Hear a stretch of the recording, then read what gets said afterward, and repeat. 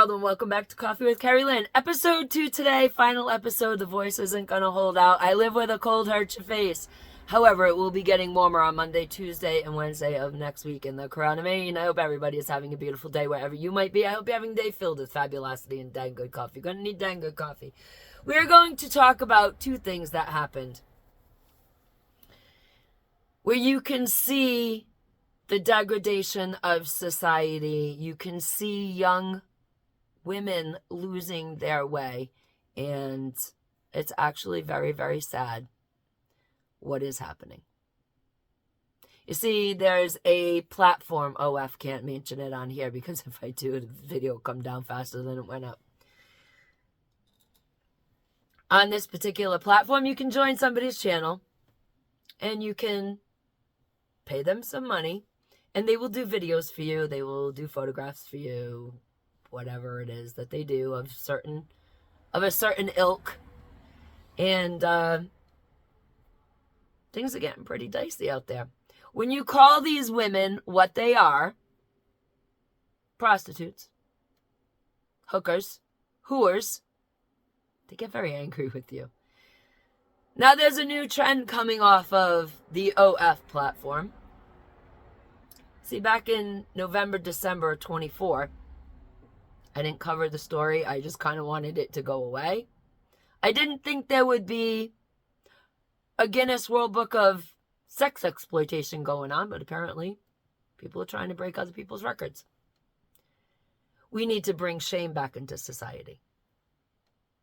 And maybe we will save some of these girls, because they are crushing themselves. They are destroying their minds.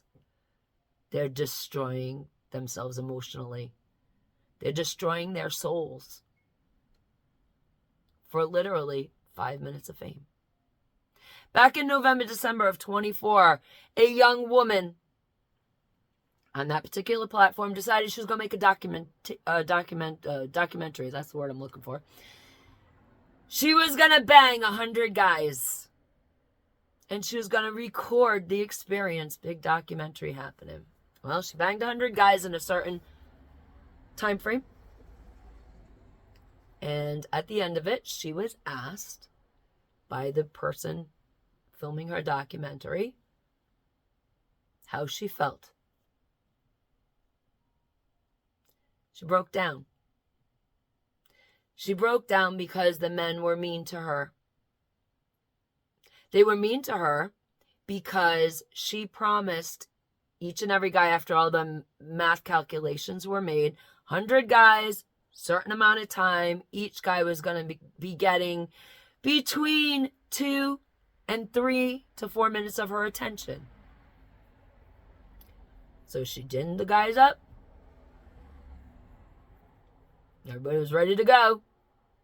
And as the day wore on, she wore out. And she couldn't. So each guy was still being promised 2 to 4 minutes of heaven.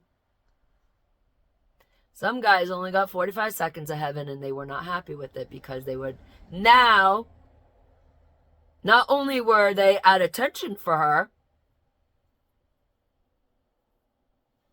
but now they're frustrated because she can't do the dirty deed, because the dirty deed is not so dirt cheap. The dirty deed takes a toll on your soul. When you exchange sexual energy with someone,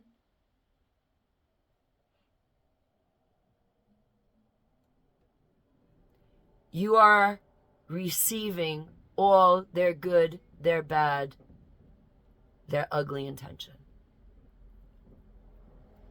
Sex isn't a casual thing. Sex can ruin you. Sex can make you feel absolutely amazing. It can be heaven on earth, or it can absolutely destroy you if you're casually sleeping with the wrong people. You need to have a loving, caring relationship with someone before you dive under the sheets with them. And I thought it was over with. That girl from 24, I can't even remember her name. I can remember her crying on her documentary. I don't know why I'm having a problem with the word documentary. A couple weeks ago, we got Bonnie Blue, and I remember her name. People are going to remember the name Bonnie Blue for the entirety of their lives because she decided to one-up the original girl. And she decided she was going to make a documentary about banging 1,057 guys in a certain time frame. She did not break down on her video. Although the physical effects were quite brutal on her. They didn't show a lot of her interview afterwards. These women are seeking fame and fortune by being whores. What has happened to society? They're not thinking ahead. One day they're going to meet a man and they're going to fall madly in love. And now they're going to have to tell this man what they have done. Because chances are the man won't know. But they're going to have to disclose it because that man may have a friend that has seen the documentary. These women are not thinking about their legacy. They're not thinking about their children. Suppose these women have a daughter. Now you're getting into the upper grades, you're in high school. And one of the boys in the class discover what your mama done on video, the documentary your mama made about banging 1,057 guys. They're not thinking that that child is going to pay the price for their actions 16, 17 years ago. Every boy in that class will treat that woman's daughter as if the apple doesn't fall far from the tree, even if the apple is far removed from the tree. That's the legacy they're leaving their children because they can't keep their legs closed. When I was in school, back in the 1900s, when we were in high school, it was a very bad thing to start dating a boy in September, get into a fight with them in December. They moved on with another girl, but forbid, heaven forbid, in January, February, you went to the Valentine's dance with another boy. You was a whore. The boys could have all the girls that they wanted. They could date all around, all over the place. The girls could not. You were ashamed. Oh, she just breaks up with everybody. Because when you get in the upper grades, you know the hanky-panky is happening with 90% of them. The relationships out there. It was not a good thing. Shame kept you in high school from sleeping around. You dated somebody, but you didn't sleep with them. And then word got around that you wouldn't put out. And the boys flocked to the girl who would not put out in high school. Because, young ladies, men don't want the girl that's been around the block 1,057 times. Men don't like it when the body of the woman that they want has been seen all over the place by millions of men.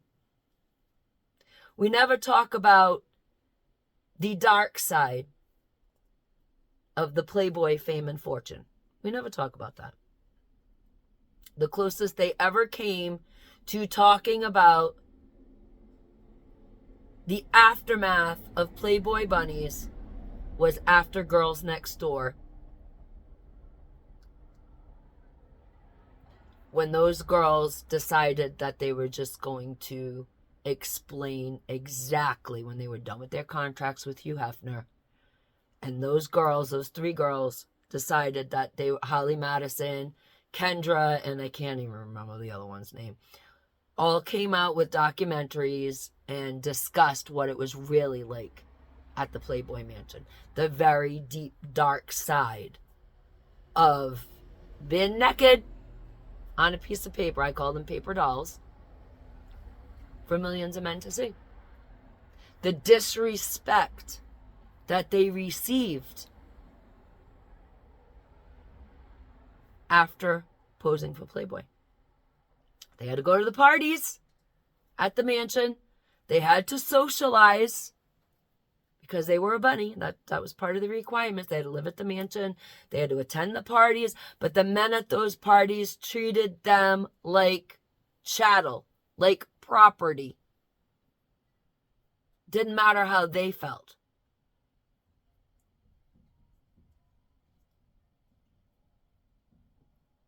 And now they're trying to have lives after that. We never talk about that part.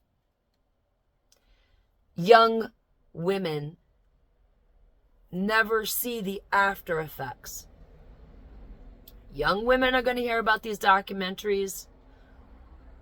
Girl banging 1,057 guys. They're going to hear her talk about it. She didn't break down. She didn't cry. Blah, blah, blah. She's presenting it in the best light so that she can make herself feel better. And she's doing a disservice to every young woman that comes across her. Because she's presenting this as the most fabulous thing in the world when it's not. It destroys your soul. It's just like being on the OF platform. You hear all the time, oh, I make 6 figures being on OF, and people join my channel and I show them everything and I do what they request. But it's never explained that of all those channels that have been made on that platform, only 1% of them make 6 figures.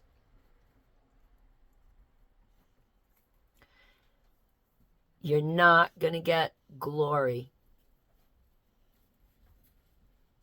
by breaking world records of sleeping around. Later on in your life, you're going to have to own up to it. If it doesn't affect you now, it'll affect you then. You will be the type of girl that they don't want to bring home to their mama. There have been stories of prawn stars that have gone into a conventional life, got a husband, got children, go to the PTA meeting, and it's discovered that they used to do prawn.